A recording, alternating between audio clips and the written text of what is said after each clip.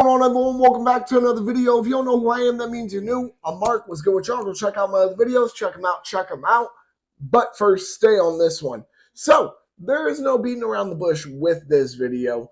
Get ready for it. You guys read the title. You saw the thumbnail. Welcome back to another episode of Debunking Anti-Gunners. Now, I know it's been a good while since I've done one of these videos. And, yeah, they've been saying a bunch of stupid stuff. But still, I've had a bunch of other videos that I wanted to put out first. And something that came to mind when I was putting out all these other videos, I was like, a lot of anti-gunners love to talk about how violent video games, or video games at least where you're using firearms, cause a lot of gun violence. And I can point out several different situations where people have immediately claimed that violent video games were the cause of gun violence. And I'm not going to go through all of them. However, I'm going to point out to the biggest one, which kind of it proves my point even more, because this man was found innocent of everything, which was Kyle Rittenhouse. If you guys remember, the prosecutor, I believe his name was Binger, sat there and he really tried saying that because Kyle Rittenhouse played violent video games, that had something to do with him going out and partaking and making sure that, I believe it was a store, was protected, which led to him having to shoot 3 people. 2 of them died, I believe. And keep in mind, guys, I haven't gone over the Kyle Rittenhouse case in a couple of years. That's why I'm saying I believe, because if I'm mistaken on anything, at least one of y'all can correct me.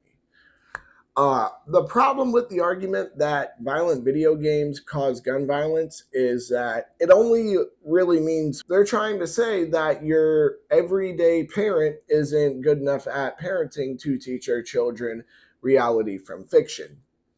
And it's kind of funny to me because it's like a backhanded, it's just, people don't realize it, but it's sort of like a backhanded compliment where they're like, oh yeah, well, we shouldn't have these violent video games. We don't want them brainwashing kids. So you're saying that the parents haven't been able to teach their kids reality from fiction well enough?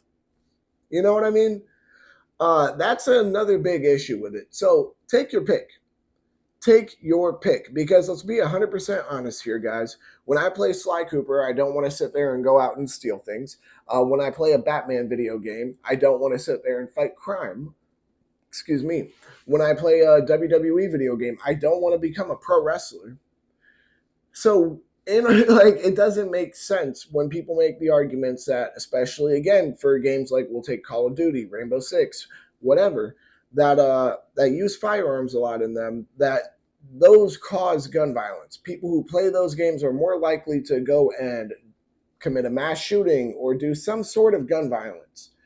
It's absolutely absurd. And let's be 100% honest here, even if that is the case, again, all it's really pointing to, the parents. Why are the parents not sitting there teaching their kids reality from fiction? That's the problem with this argument. Now, I know there have been a couple of cases where people are so desperately reaching to point to video games for the cause of mass shootings, or what they might deem as mass shootings, but regardless, it's a whole nother topic.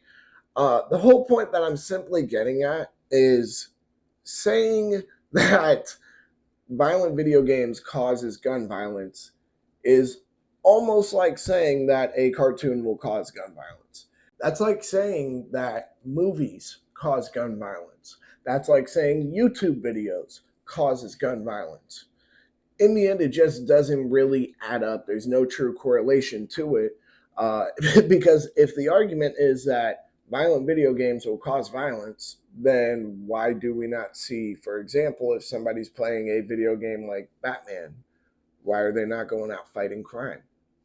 I mean, look, it might be a stupid thought process to you guys, but you can't have your cake and eat it too. You can't claim that, oh yes, well, video games can negatively affect children or people in one particular way, but it can't affect them in this same exact way, just not used for gun violence, like how I'm trying to portray it as. You see what I mean?